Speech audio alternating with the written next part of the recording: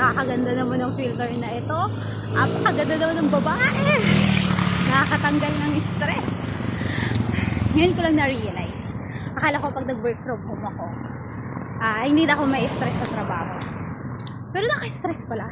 Mapa-work from home or mapa-on-site yung trabaho mo. Kapag ka nasa sales and marketing ka, parang naka-stress pala, no? Pero ang saya. Alam mo yun? I don't know. Basta na-enjoy ko siya.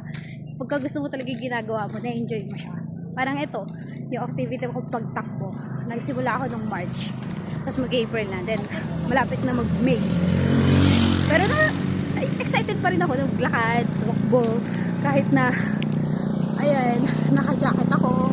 Tapos, yan, titignan ako mga tao. It's fine. I enjoy the process. So, yun. Tuwa kasi ako sa shape ko ngayon. Diba? Ang sexy! Pero yung ganda, filter lang yan. Pero ganda pa din.